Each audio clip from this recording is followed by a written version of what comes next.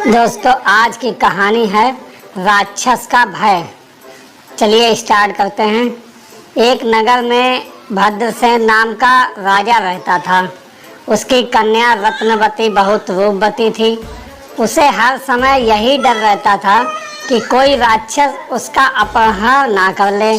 उसके महल के चारों ओर पहरा रहता था, फिर भी वह सदा डर से कांपती रहती थी। रात के समय उसका डर और भी बढ़ जाता था। एक रात एक राक्षस पहरेदारों को नजर बचाकर रत्नवती के घर में घुस गया। घर के एक अंधेरे कोने में जब वह छिपा हुआ था तो उसने सुना कि रत्नवती अपनी एक सहेली से कह रही है, यह दुष्ट विकाल मुझे हर समय परेशान करता है, इसका कोई उपाय कर। राजकुमारी के मुख से यह सुनकर राक्षस ने सोचा कि अवश्य ही विकाल नाम का कोई दूसरा राक्षस होगा जिससे राजकुमारी इतनी डरती है। किसी तरह यह जानना चाहिए कि वह कैसा है, कितना बलशाली है। यह सोचकर वह घोड़े का रूप धारण करके अश्वशाला में जा छिपा।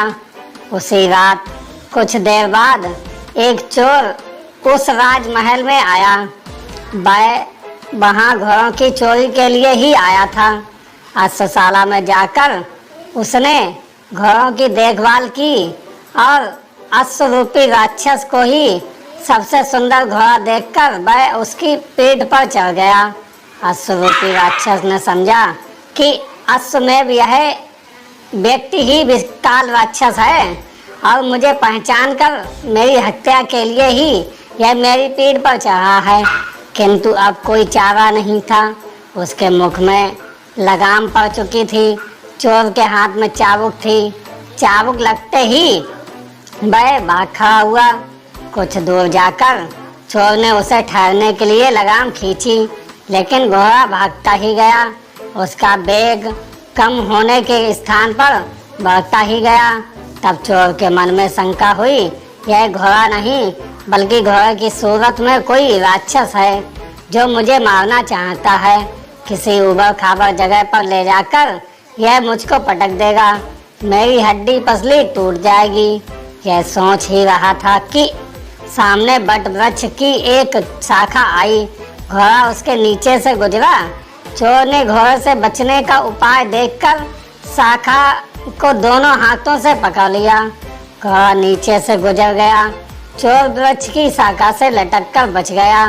उसी वृक्ष पर अश्वरूपी राक्षस का एक मित्र बंदर रहता था।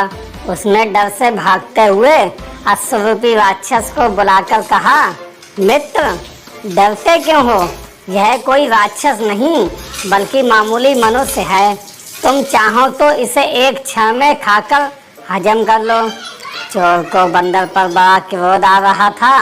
बंदर उससे दूर ऊंची शाखा पर बैठा हुआ था, किंतु उसकी लंबी पूंछ चोर के मुख के सामने ही लटक रही थी।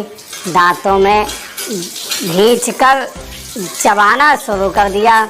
बंदर को पीड़ा तो बहुत हुई, लेकिन मित्र राक्षस के सामने चोर की शक्ति को कम जताने के लिए वह वहाँ बैठा ही रहा। फिर भी उसके चेहरे पर पीड़ा की छाया साफ नजर आ रही थी। उसे देखकर राक्षस ने कहा, मित्र, चाहे तुम कुछ ही कहो, किंतु तुम्हारा चेहरा कह रहा है कि तुम विकाल राक्षस के पंजे में आ गए हो। यह कहकर वह भाग गया।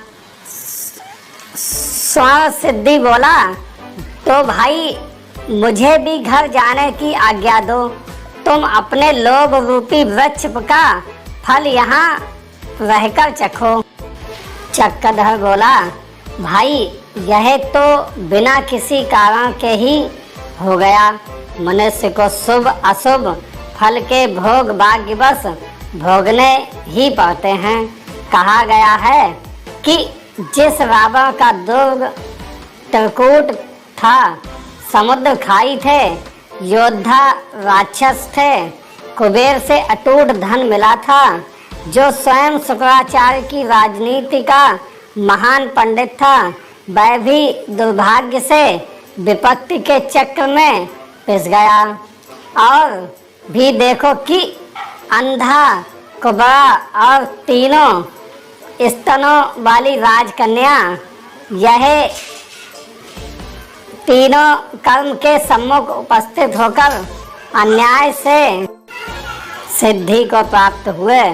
स्वर्ण सिद्धि बोला, यह कैसे? उसने कहा, अंधा, कुबरा और त्रस्तनी।